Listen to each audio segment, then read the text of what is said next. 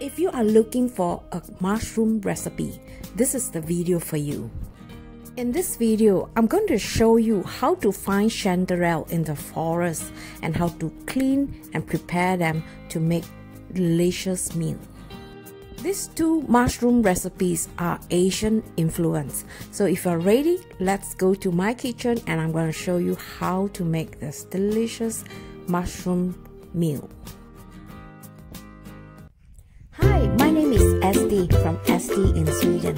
I'm a calm, practical prepper located in North Sweden. My inspiration from food comes from the nature. When subscribing, don't forget to put the notification bell on so you won't miss my next video. Where do you find chanterelle? Well, based on my experience, they can be found in creek beds where water gathers after a heavy rainfall. And what type of forest, you probably wonder. I would suggest the older the forest, the better the chance.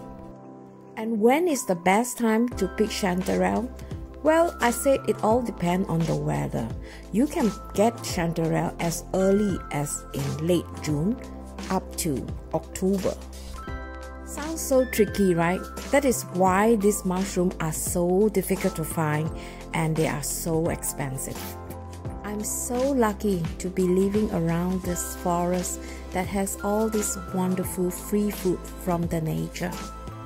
All you need is a basket and a knife, some newspaper, and maybe some candies. Because walking long hours in the forest can be quite tiring. And you also need to wear something that can be easily spotted from distance. As you know, mushrooms they sweat, so I always make sure that I have enough bags, especially paper bags.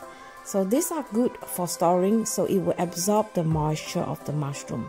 And also some extra paper bag in case you find a lot of them. Make sure you have a comfortable high knee boots too, because usually those forests are quite wet.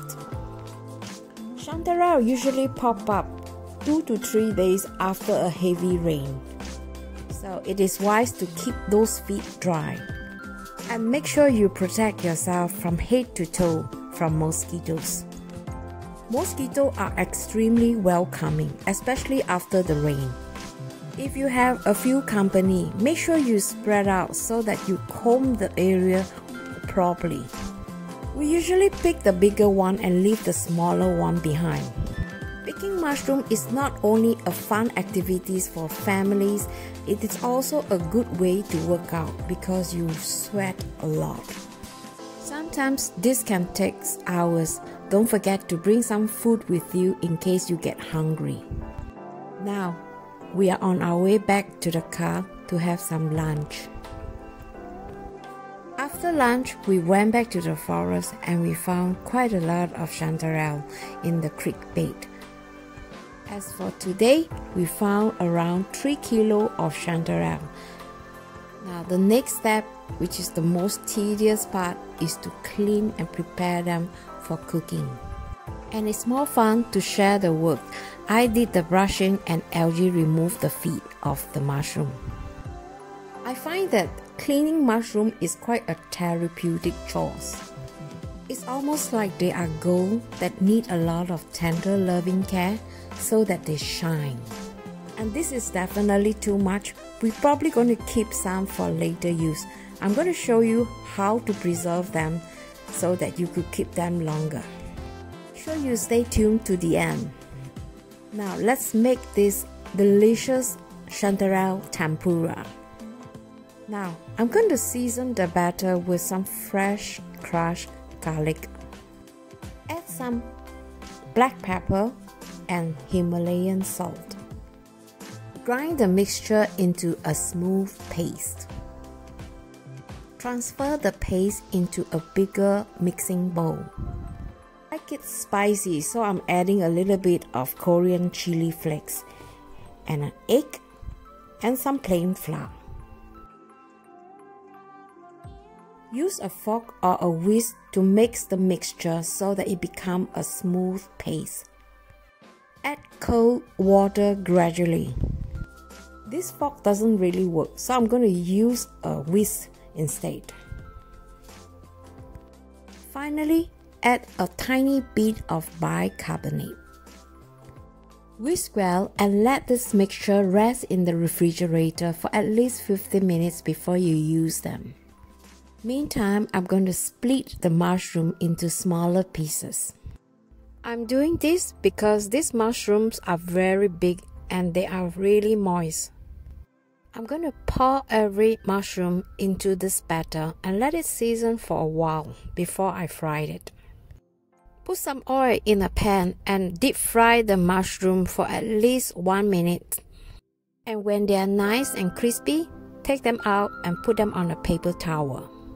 Serve them immediately while they are still crispy. And since I still have some batter, I'm going to do another dish. This is Chanterelle vegetable platter. It's actually pretty simple to do. Just cut some vegetables in shades, thin slices, and then pour them over to the leftover batter. Use water less content kind of vegetables because if you don't, they will be very sloggy. In this case, I'm using carrots and aubergine and some leftover chanterelle. What are less water content kind of vegetables? If you were to look at leeks, for example, they are less vegetables. And how about onions? Onions can be really nice too. You can also add herbs like spring onion. Like for this case, I add some cut mint leaf, and I like plenty of them, so I'm going to get more. In a bigger pan, add some oil, heat up, and then add in your vegetable platters. Spread it out, making sure not to overcrowd them. Do not cook them in high heat because it will burn very easily. And when those edges turn crispy, it's time to turn the platter over. This dish is perfect as a snack or as a side dish. If you are a vegetarian and do not eat eggs, you can opt out on the eggs. LG is definitely not a vegetarian, and he doesn't like mushrooms either. He didn't like it because he didn't like the consistency of mushrooms.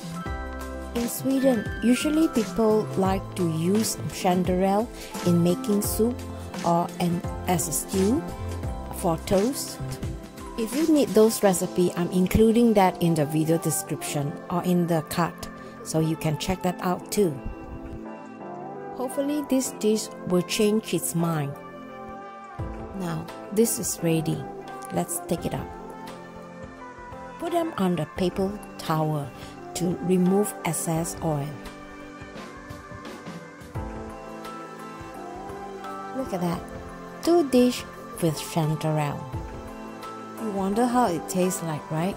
So this one, this fried chanterelle, is crispy on the outside and it's quite moist inside.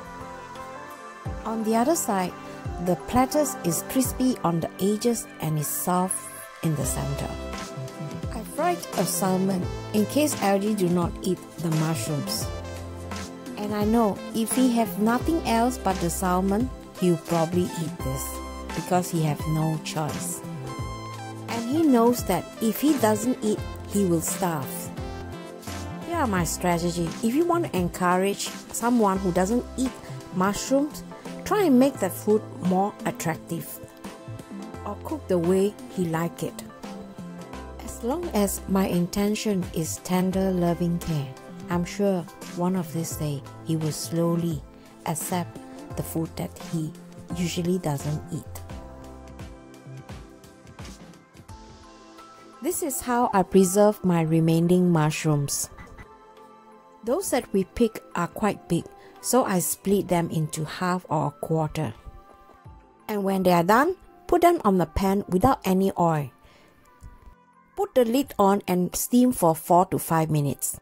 Remove excess water. Pack them in a bag and freeze it. In my next video, I'm going to show you what you can eat in a cafe in Sweden. Visiting cafe is a culture in Sweden. In this video, I'm going to share with you some of my experience. I will give you some recommendation where to find all this delicious food, how much it costs, and what you should order. I hope you too are looking forward to this video. Don't forget to check out my playlist to watch more. Until then, please take care and I'll see you. Bye bye.